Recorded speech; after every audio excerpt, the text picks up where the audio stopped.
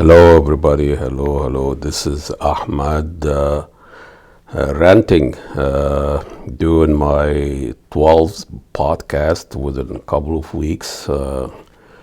It's gone crazy. It really is. A lot of things happening.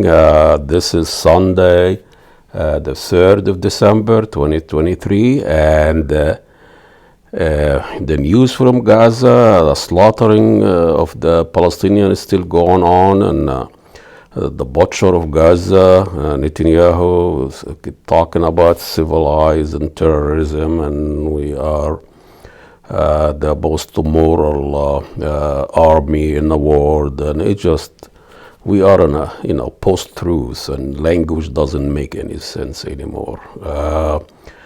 He is getting the green light from the European, Americans, getting not just green light, getting weapons, intelligence, expertise, American planes, American pilots, American jets, American,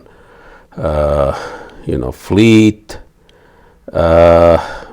Everybody's is getting involved and helping the rape of Palestinian people, culture, history, and everybody's talking about October 7, 2023, and there is no history, there is no context, there is no occupation, there is no apartheid, 2 million Palestinians under military rules, thousands of Palestinians imprisoned without any due process, houses been destroyed, the street been destroyed, land's been stolen. Nothing really to report about it. In the Zionist project wants the whole world to remember the story of the Jewish diaspora about 4,000 years ago. Everybody should remember that, and using that as justification of the promised land, and they have a right to be in that land 4,000 years ago. And I don't want to talk about 48 or Nakba or occupation that happened 75 years ago. The only people who are allowed to have memories are the Zionist project. So I am just gonna give up on this and let it, play it out. The Palestinians are just have no friends except a few protests and here and there. Where are the Me Too movement? Looking at all the women's children have been killed and destroyed. Where are Malala Foundation talking about Palestinian women? She talks about all the women around the world except the Palestinian. But anyway, it's a bleak time and bleak news. It's just the political prostitution and genocide is taking place before our eyes, and nothing we can do. Anyway,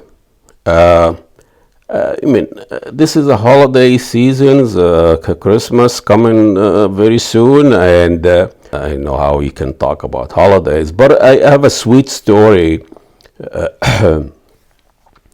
took place here between, I'm a married an American for more than 40 years, and we usually, all these years, we usually have a Ramadan dinner with her family in our house, and then we'll have Christmas in her mom's house, who just passed away a few weeks ago. In her memory and in memory of the holiday, or just when I remember with you how Holidiveristy, having a Ramadan Christmas dinner experience, and that year when Ramadan was the same month as Christmas, we were in a dilemma. Where we're going to have Ramadan or Christmas? We cannot have both of them at the same time. Ramadan is 30 days or 29 days. Christmas is just 1 day or 1 night, so we can have both. But my wife said it's a good idea to just maybe we have Ramadan and Christmas in our house. And I was really shocked by this, because my mother-in-law, bless her soul, she have a very strong idea on how things should be and how things should be cleaned, and every time they visit our house, we have to really make it. He's already clean and put things away, and something here, this, and when she used to come to our house, it's just like the United Nations Special Commission for weapon of mass destruction, and the inspection team, what's a violation of OSHA code and safety. But I told my wife, your parents, I pleaded, go to great lengths to mispronounce my family names as if it is their way of Americanizing them. Even our own daughter, used to, they loved, but even her biblical name, Sarah, was always pronounced Sarah, and those things. But eventually, to keep the peace, I decided, that's okay. We'll just have to get ready for the inspection team here.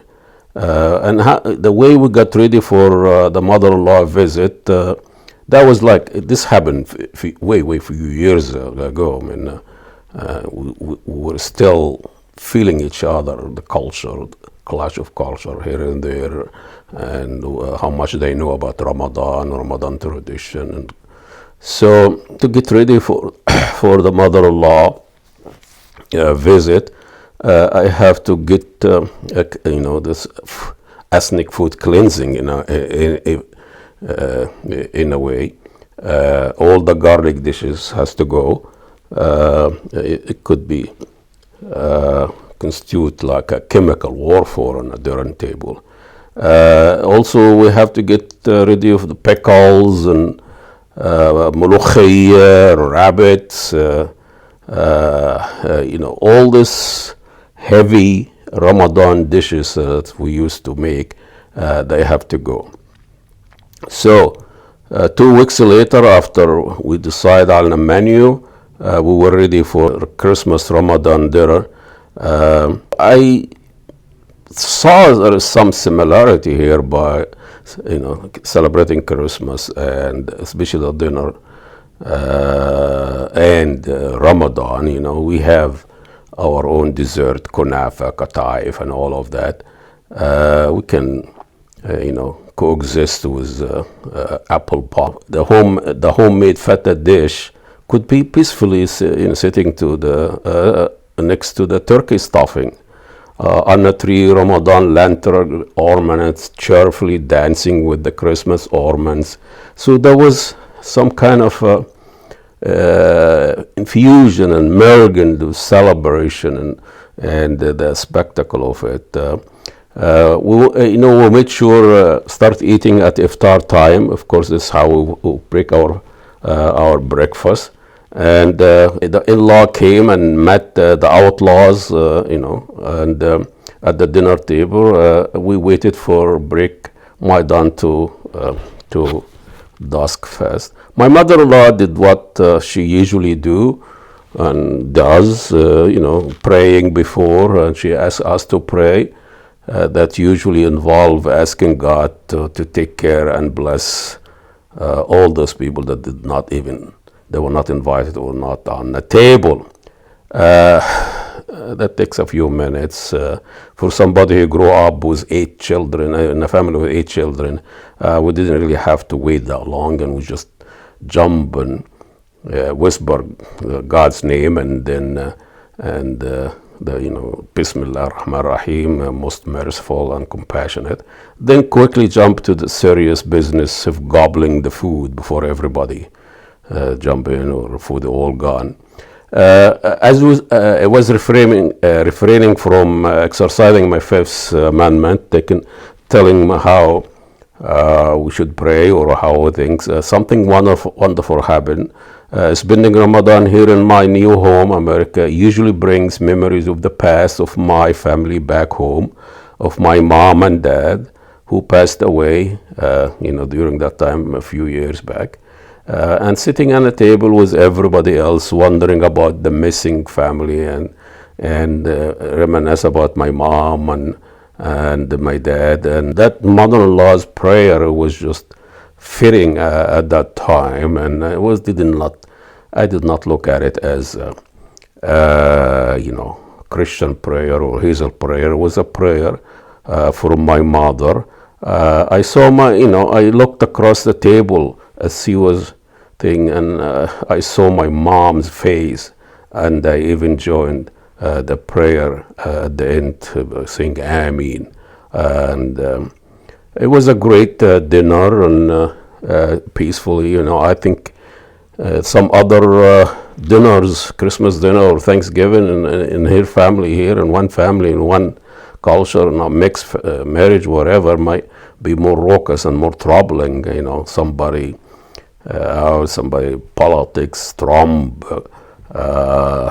Clinton, gay, whatever, that could be a problem. So we peacefully we survived the dinner, and after the Ramadan Christmas dinner, we just, it was time for a Christmas gift. My first gift was from my daughter, and there was a note on the box that she said, from Sarah to my best dad, or the best dad in the world. And in the box was a can of my favorite Egyptian dish, fool, fava beans. That was, of course, sometime we eat fava beans in Ramadan dinner, because usually late in the month, because take a break from heavy and meal and lamb and beef and all of that. It was the best gift I ever had, and that's how Ramadan Christmas dinner ended. And we since then it was not really an issue introducing a new culture, new food, new custom, all those things. And to send our best wishes and best prayer to my mother-in-law and my mother and my dad, and actually my wife's father. Yesterday, he would have been 100 years yesterday. He died probably in 73, kind of more than 50 years ago. So that also another memory for, I never met him, but my wife always talked fond of him. They were buddies, and she was always outside in the farm, and she spent a lot of time with him. And she always tells a story about when he one day brought a small calf. He just held it, put it in a truck, and held it and brought it to the house, and how thrilled she was. Anyway, we're happy holidays, everybody, and we'll see you next podcast. Please do not forget to follow and subscribe. And if you feel you'd like to help out with our production, you can go to our website, ahmediatv.com, and donate whatever you can see, or so we can keep going with this podcast and production. Thank you. We'll see you next podcast.